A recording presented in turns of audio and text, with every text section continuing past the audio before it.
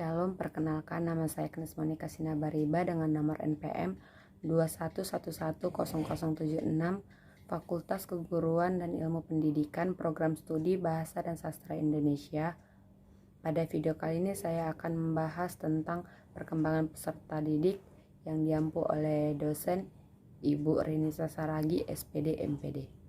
Dalam membahas perkembangan peserta didik ini, yang saya akan membahas pengertian peserta didik, pertumbuhan dan perkembangan, prinsip perkembangan, teori perkembangan, tugas perkembangan peserta didik, perkembangan kepribadian peserta didik, perkembangan fisik peserta didik, perkembangan kognitif atau intelektual peserta didik, perkembangan sosial emosi peserta didik, perkembangan bahasa peserta didik, dan terakhir perkembangan moral spiritual peserta didik. Yang pertama, saya akan membahas perkembangan peserta didik. Perkembangan peserta didik merupakan proses perubahan secara progresif yang dialami peserta didik pada masa kematangannya. Perkembangan tersebut meliputi perubahan pola pikir, emosi, dan juga fisik. Hal tersebut dapat terjadi karena adanya kematangan kedewasaan.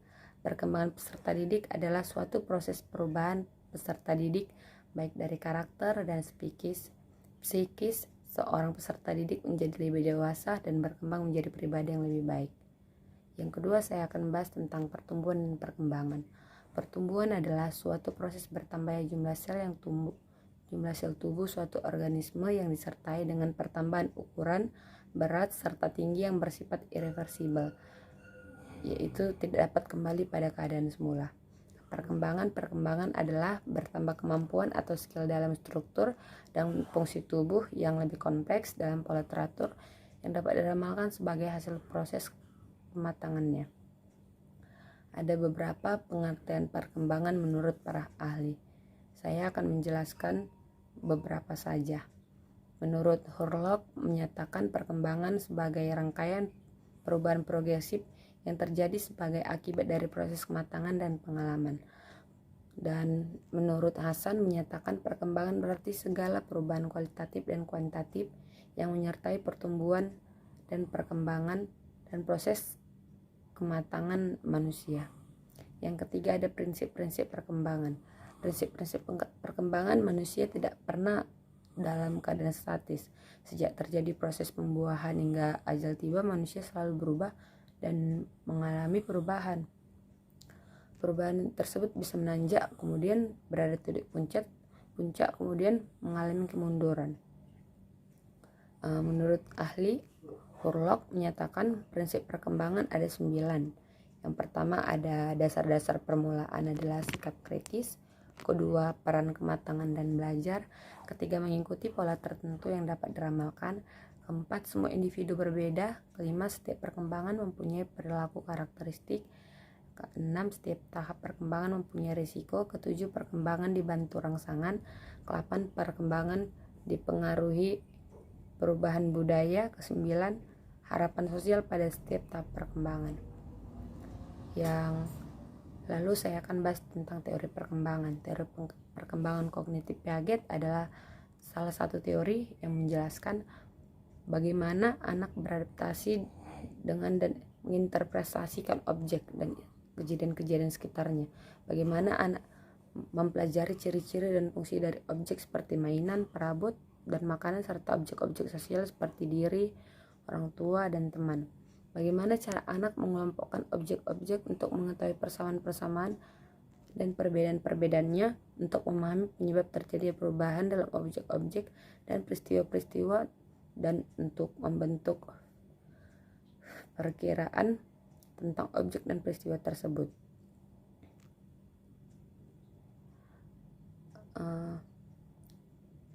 Melalui kemajuan melalui 4 tahap yang jelas, perkembangan kognisi Piaget menyatakan bahwa kecerdasan atau kemampuan kognisi seorang anak mengalami kemajuan melalui 4 tahap yang jelas. Yang pertama, ada tahap sensori motor, yaitu pada umur 18 sampai 24 bulan. Yang kedua, ada praoperasional, yaitu pada umur 2 sampai 7 tahun. Lalu ada tahap operasional formal, itu pada usia 12 sampai 12 tahun ke atas lah. Lalu ada teori perkembangan kognitif Lev Vygotsky.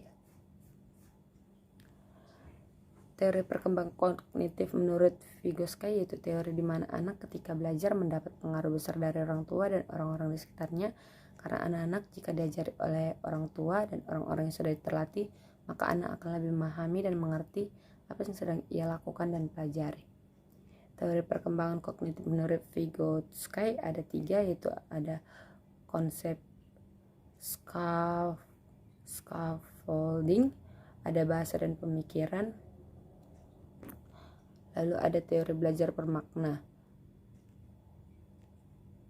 Salah satu pencetus teori belajar kognitif tersebut adalah David Ausubel. David Ausubel. Teori belajar Ausubel ini adalah teori belajar mengajar yang dapat mengakibatkan seseorang bisa belajar bermakna, sehingga dengan belajar bermakna, informasi yang diperoleh mempunyai daya tahan yang lebih lama. Pandangan belajar bermakna David Ausubel ini memiliki 4 prinsip. Yang pertama, ada pengatur awal, belajar superordinat, diferensiasi progresif, dan penyesuaian integratif. Lalu ada teori konvergensi. Teori ini dikembangkan oleh William Stein. Menurut William Stein ini, ia baik pembawaannya maupun pengalaman atau lingkungan yang punya peran yang penting dalam perkembangan individu. Lalu ada teori rekapitulasi. Rekapitulasi yang berarti ulangan. Yang dimaksud di sini adalah perkembangan jiwa anak yang merupakan hasil ulangan dari perkembangan seluruh jenis manusia. Menurut teori ini, seorang manusia mengalami tingkat masa. Yang pertama, masa berburu itu sampai 8 tahun, masa menggembala dari 8 sampai 10 tahun, masa bertani dari 10 sampai 12 tahun, masa berdagang dari 12 sampai 14 tahun, dan masa industri dari 14 tahun ke atas. Teori interaksionisme. Menurut teori ini, perkembangan jiwa atau perilaku anak banyak ditentukan oleh adanya dialektik dengan lingkungannya. Maksudnya, perkembangan kognitif seorang anak bukan merupakan perkembangan yang wajar, melainkan ditentukan interaksi budaya. Lalu ada teori perkembangan nativisme. Teori ini, tokoh utama teori ini adalah Schopenhauer. Teori ini mengemukakan bahwa anak lahir telah dilengkapi pembawaan yang alami atau kodrat, dan pengaruh pembawaan ini yang akan menentukan wujud kepribadian seorang anak. Lalu saya akan menjelaskan tugas perkembangan peserta didik.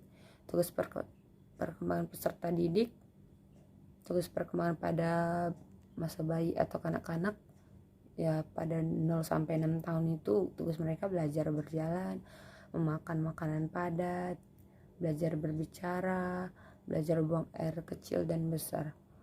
Kalau pada usia 6 sampai 12 tahun yang biasa dibilang masa kanak-kanak, mereka itu tugasnya belajar memperoleh keterampilan fisik untuk melakukan permainan, belajar membentuk sikap yang sehat terhadap dirinya sendiri sebagai makhluk biologis, belajar bergaul dengan teman sebaya, belajar keterampilan dasar dalam membaca, menulis, dan berhitung. Kalau tugas perkembangan pada masa remaja itu biasanya membantu menerima keadaan fisik, mencapai kemandirian emosional, mengembangkan konsep dan keterampilan intelektual yang sangat diperlukan untuk melakukan peran sebagai anggota masyarakat. Tugas perkembangan masa dewasa awal biasanya itu mendapatkan suatu pekerjaan, memilih seorang teman hidup, belajar hidup bersama dengan suami istri, membentuk suatu keluarga, menerima tanggung jawab sebagai warga negara. Kalau tugas perkembangan masa dewasa akhir, biasanya mereka itu menciptakan kepuasan dalam keluarga sebagai tempat tinggal di hari tua, membina kehidupan rutin yang menyenangkan, saling merawat sebagai suami istri, melakukan hubungan dengan anak dan cucu. Yang terakhir ada tugas perkembangan usia lanjut. Tugas perkembangan pada masa usia lanjut ini ada menyesuaikan diri dengan menurunnya kekuatan fisik dan kesehatan, menyesuaikan diri dengan kematian pasangan hidup, menyesuaikan diri dengan peran sosial. Lalu saya akan menjelaskan perkembangan kepribadian peserta didik. Kepribadian merupakan ciri khas seseorang, membedakan orang tersebut dengan orang lain. Ada menurut beberapa para ahli, seperti menurut Agus Sujanto, yang dimaksud kepribadian adalah kepribadian berasal dari kata personality, yang berasal dari persona, bahasa Latin yang berarti kedok atau topeng. Itu tutup muka yang sering dipakai oleh pemain-pemain panggung yang dimaksudnya untuk menggambarkan perilaku watak pribadi seseorang. Kalau menurut Gordon W. Allport berpendapat kepribadian adalah organisasi dinamis dalam diri manusia, individu yang terdiri dari sistem psikofisik yang menentukan cara penyesuaian diri yang unik dari individu tersebut terhadap lingkungannya.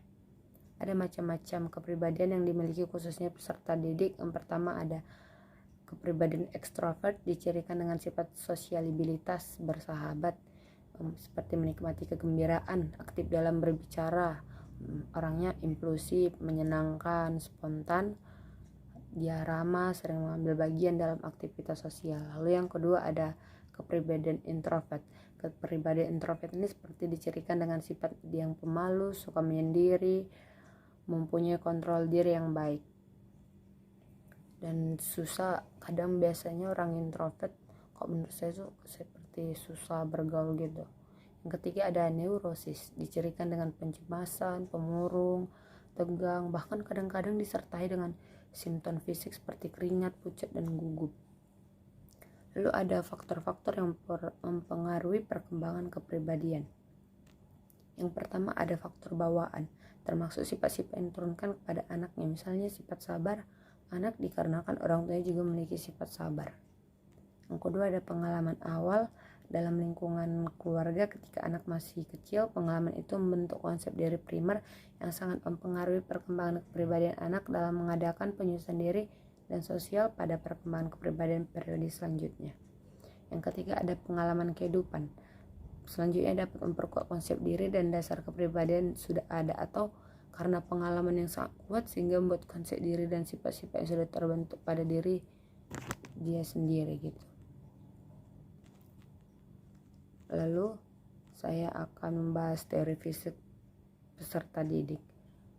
Menurut ahli Seifert dan Hoffnung, perkembangan fisik meliputi perubahan-perubahan dalam tubuh seperti perubahan otak, sistem saraf, organ-organ indrawi, pertambahan tinggi dan berat, hormon, dan lain-lain.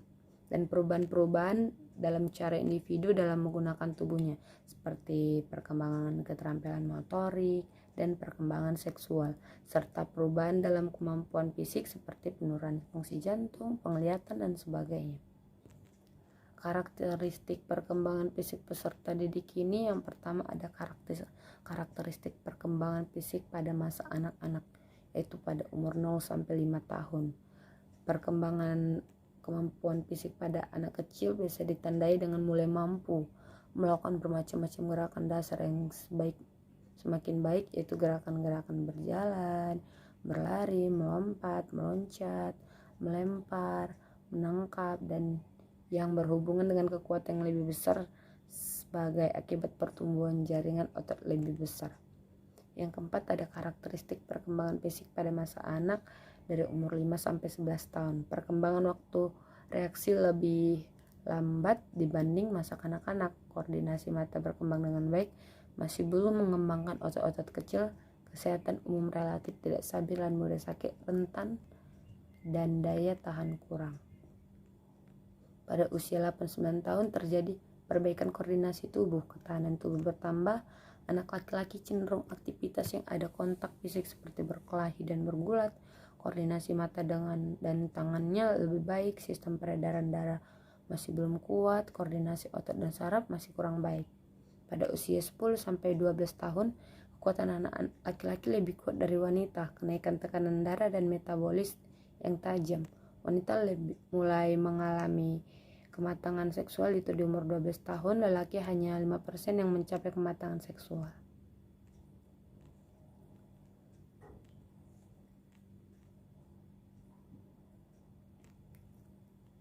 Pertumbuhan fisik remaja. Kondisi yang mempengaruhi pertumbuhan fisik remaja ini ada pengaruh keluarga. Pengaruh keluarga seperti yang meliputi faktor keturunan sifat jasmania dari orang tuanya, Faktor keturunan menyebabkan seorang anak dapat lebih tinggi atau panjang dari anak lainnya jika ayah dan ibunya atau kakeknya atau ada keluarganya yang tinggi dan panjang. Lalu ada pengaruh gizi. Anak yang mendapatkan gizi cukup biasanya akan lebih tinggi tubuhnya dan sedikit cepat mencapai taraf dewasa dibandingkan dengan mereka yang tidak mendapatkan gizi cukup. Lalu ada dari jenis kelamin, anak laki-laki cenderung lebih tinggi dan lebih berat daripada anak perempuan, kecuali pada usia 12-15 tahun.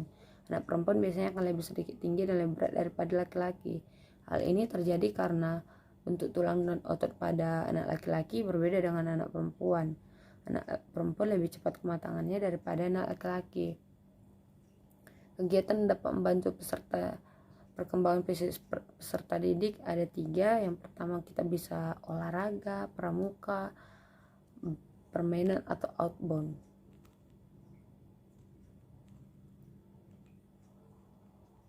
Lalu saya akan menjelaskan perkembangan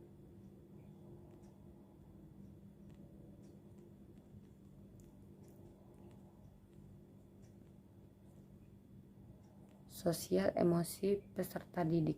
Perkembangan sosial emosional adalah proses belajar anak dalam menyesuaikan diri untuk memahami keadaan serta perasaan ketika berinteraksi dengan orang-orang di lingkungannya yang diperoleh dengan cara mendengar, mengamati, dan meniru hal-hal yang dilihatnya. Karakteristik perkembangan sosial emosi. Hasil penelitian IJAD menunjukkan bahwa bermacam-macam emosi muncul di berbagai kesempatan pada 2 tahun pertama kehidupan anak. Beberapa saat setelah kelahiran, bayi dapat menunjukkan minat, perasaan sedih, muak, dan tersenyum. Ciri utama reaksi emosi anak. Yang pertama, reaksi utama anak sangat kuat. Kedua, reaksi emosi seringkali muncul pada setiap peristiwa dengan cara yang diinginkan. Ketiga, reaksi emosi anak sudah berubah dari satu kondisi ke kondisi yang lainnya. Keempat, keadaan emosi anak dapat dikenali melalui gejala tingkah laku yang ditampilkan.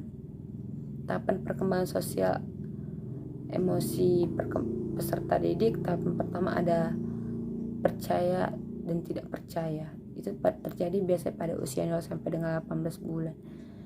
Tingkat pertama teori perkembangan psikososial Erikson terjadi antara kelahiran sampai usia 1 tahun dan merupakan tingkat paling dasar dalam hidup. Tahap kedua ada otonomi, malu dan ragu-ragu. Terjadi pada usia 18 bulan sampai dengan 3 tahun. Tingkat kedua dari teori perkembangan psikososial Erikson ini terjadi setelah masa awal kanak-kanak dan berfokus pada perkembangan besar dari pengendalian diri. Tahap ketiga ada inisiatif, rasa bersalah, terjadi pada usia 3 sampai dengan 5 tahun. Selama masa usia prasekolah mulai menunjukkan kekuatan dan kontrolnya akan dunia melalui permainan langsung dan interaksi sosialnya. Biasanya mereka lebih tertantang karena menghadapi dunia sosial yang lebih luas, maka dituntut berlaku aktif dan bertujuan.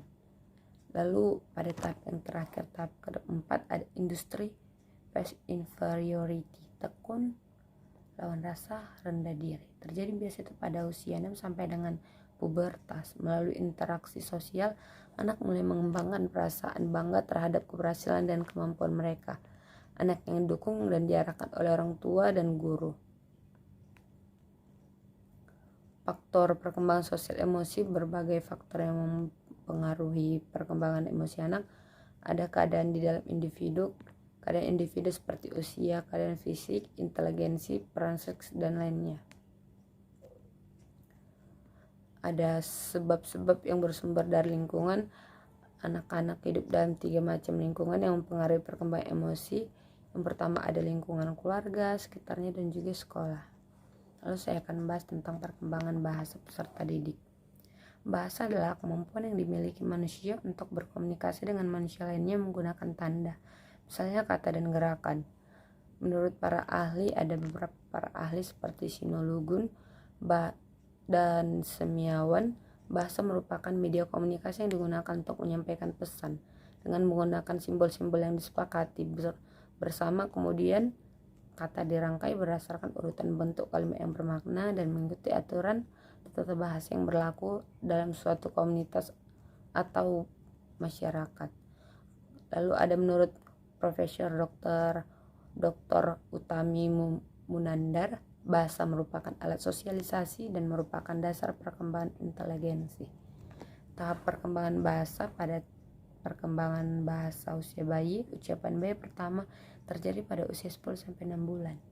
Ada juga bayi yang membutuhkan waktu lebih lama dari itu. Sebelum mengucapkan kata-kata, mereka membuat celotehan atau ujian dengan ucapan ba, ma, pa, dan masih banyak lagi.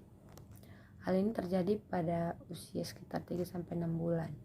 Celotehan ini ditentukan oleh kematangan biologis, bukan pengukuhan atau kemampuan mendengar.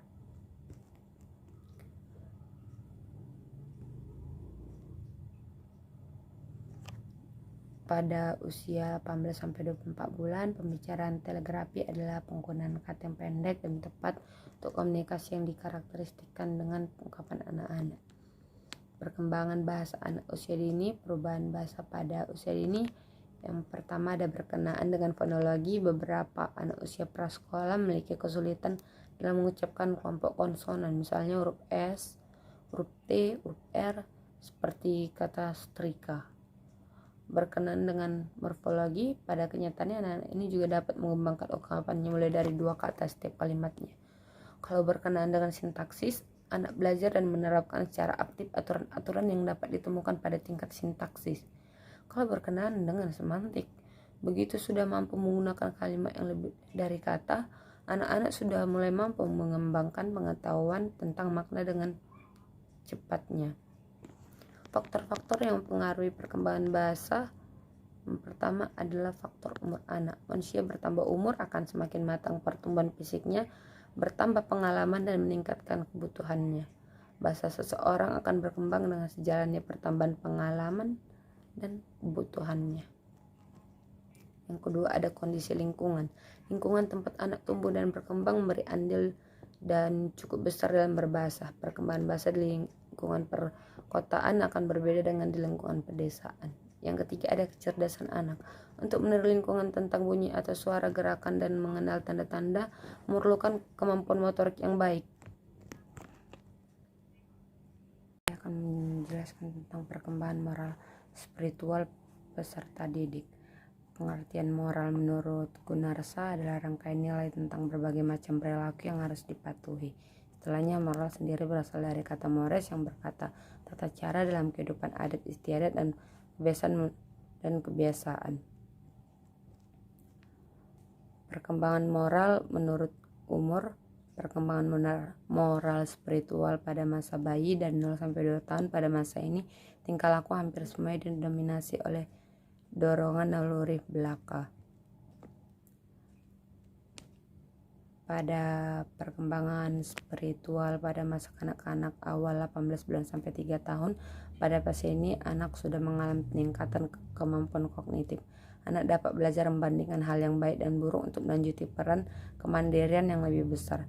Tahap perkembangan ini memperlihatkan bahwa anak-anak mulai berlatih untuk berpendapat dan menghormati acara-acara ritual di mana mereka merasa tinggal dengan aman. Lalu perkembangan spiritual pada anak masa prasekolah 3-6 tahun. Pada fase ini berhubungan erat dengan kondisi psikologis dominannya yaitu superego. Anak usia prasekolah mulai memahami kebutuhan sosial, norma, dan harapan serta berusaha menyesuaikan dengan norma keluarga. Perkembangan moral dan spiritual anak pada masa sekolah 6-12 tahun. Usia sekolah merupakan masa yang paling banyak mengalami peningkatan kualitas kognitif pada anak 6-12 tahun. Anak usia sekolah berpikir secara konkret, tetapi mereka sudah dapat menggunakan konsep abstrak untuk memahami gambaran dan makna spiritual dan agama mereka. Kemampuan moral dan spiritual pada masa remaja 12-18 tahun. Pada tahapan remaja sudah memahami akan arti dan tujuan hidup, menggunakan pengetahuan misalnya untuk mengambil keputusan saat ini dan yang akan datang. Kepercayaan berkembang dengan mencoba dalam hidup. Perkembangan moral dan spiritual pada masa dewasa 18-60 tahun. Pada tahap dewasa awal ini individu menjalani proses perkembangannya dengan melanjutkan pencarian identitas, memilih, nilai, dan kepercayaan mereka yang dipelajari saat kanak-kanak dan sistem kepercayaan mereka sendiri. Faktor yang mempengaruhi perkembangan ada genetik dan lingkungan. Yang pertama ada faktor genetik atau hereditas. Hereditas merupakan totalitas karakteristik individu yang diwariskan oleh orang tua kepada anak atau segala potensi baik fisik maupun psikis yang dimiliki individu sejak awal konsepsi sebagai pewarisan dari melalui gen-gen. Hereditas individu dibentuk dari 23 kromosom dari ibu dan 23 kromosom dari ayah. Hereditas dalam hal ini tidak ada seorang pun yang mampu menambah atau mengurangi potensi hereditas tersebut. Masa dalam kandungan dipandang sebagai periode yang kritis dalam perkembangan kepribadian individunya. Lalu yang kedua ada lingkungan. Lingkungan adalah keseluruhan fenomena seperti peristiwa, situasi atau kondisi fisik atau alam atau sosial yang memengaruhi perkembangan individu. Ada faktor lingkungannya. Yang pertama adalah lingkungan keluarga, sekolah, teman sebaya, dan media massa. Baiklah, sekian dari penjelasan saya tentang perkembangan peserta didik. Jika ada kesalahan kata atau pengucapan mohon dimaafkan. Sekian dan terima kasih. Shalom.